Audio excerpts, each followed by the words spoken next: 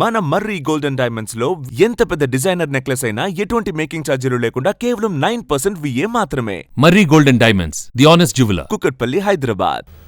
ప్రభుత్వ పాఠశాలలో చదివి 10వ తరగతి పాసైన పేద విద్యార్థుల భవితకు బాటలు వేస్తోంది అభయ ఫౌండేషన్. సూపర్ 60 పేరిట వేసవి శిక్షణ ఇచ్చి వారు ఉన్నత స్థానాలకు చేరుకునేలా ప్రోత్సహిస్తోంది.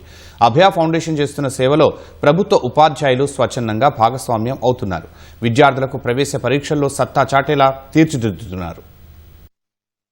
తెలుగు రాష్ట్రాల్లో విద్యార్థులకు వేసవి శిక్షణా కార్యక్రమాలు సందడిగా సాగుతున్నాయి. అయితే అభయ ఫౌండేషన్ చేపట్టిన సూపర్ 60 మాత్రం అందులో ప్రత్యేకం. ప్రభుత్వ పాఠశాలలో మాత్రమే చదివి 10వ తరగతి ఉత్తీర్ణులైన విద్యార్థులను పరీక్షల ద్వారా 3 దశల్లో ఎంపిక చేస్తారు. వారిని వివిధ ప్రవేశ పరీక్షలకు సిద్ధం చేస్తారు. హైదరాబాద్ ఇబ్రహీంపట్నం తట్టఖానా వినోబా డెవలప్మెంట్ సొసైటీలో అభయానంద నిలయంలో 80 మంది, అనంతపురంలో 120 మంది విద్యార్థులు శిక్షణ పొందుతున్నారు. సూపర్ 60 ప్రోగ్రామ్ లో ఎన్నో కార్యక్రమాలు జరుగుతాయి. కర్మయోగ, డైరీ రైటింగ్, ఇలా ఎన్నో విషయాలు. కాలంలో ఫోన్ లేకుండా బతకడం అంటే చాలా కష్టం, కానీ మేము ఇక్కడ ఫోన్ లేకుండా బతుకుతున్నాం. దానికి కారణం స్వామీజీ. శ్రీలేన శోభతే విద్య అంటే క్యారెక్టర్ తో కూడిన విద్య, విలువలతో కూడిన విద్య అని ఇక్కడ మేము ఎడ్యుకేషన్ నేర్చుకుంటున్నాం, యాజ్ వెల్ as విలువలు కూడా నేర్చుకుంటున్నాం.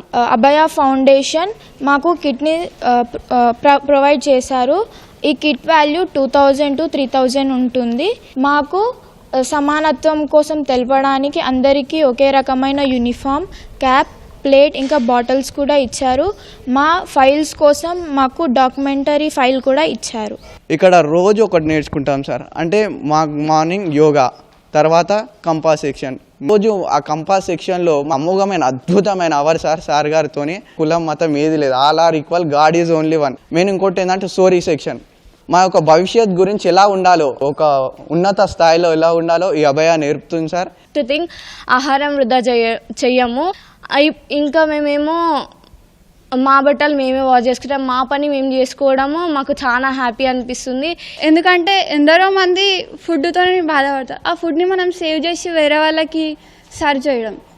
చదువుకుంటాము, మనం ఏం చదివినామో దానికి ఎగ్జామ్స్ పెడతారు. వాళ్ళు ఇంప్రూవ్ అయినాం ఇక్కడ వచ్చినప్పటి నుంచి. అయితే 9:30 నుంచి 10 వరకు డైరీ రాయాలి. అదొక మంచి అలవాటు మాకు ఇక్కడ నేర్పించింది స్వామీజీ. తెలుగు రాష్ట్రాల్లో అభయ ఫౌండేషన్ అందిస్తున్న సేవలకు ఆకర్షితులైన ప్రభుత్వ, ప్రైవేట్ అధ్యాపకులు, ఉపాధ్యాయులు తమ వంతు చేయూత అందించేందుకు ముందుకొస్తున్నారు. ఎలాంటి లాభాపేక్ష, గౌరవ వేతనం కూడా తీసుకోకుండా సొంత ఖర్చులు పెట్టుకుని పూర్తి సేవాభావంతో విద్యార్థులకు నైపుణ్యాలను నేర్పుతున్నారు. ఇక్కడ నాకు ఈ అవకాశం రావడం మాత్రం చాలా అదృష్టంగా భావిస్తున్నాను.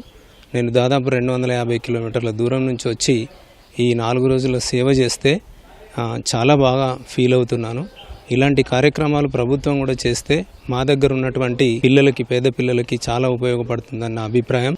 సో ఈ కార్యక్రమాలు ప్రభుత్వం కూడా ఇలాంటివి చూసి స్పందించి అక్కడక్కడే ఇలాంటి సెంటర్స్ ఏర్పాటు చేసి ప్రభుత్వమే నిర్వహిస్తే చాలా బాగుంటుంది. తెలంగాణ రాష్ట్రంలో ఉన్న అన్ని డిస్ట్రిక్ట్స్ నుంచి ఉన్న బెస్ట్ టీచర్స్ ఇక్కడికి వస్తారు.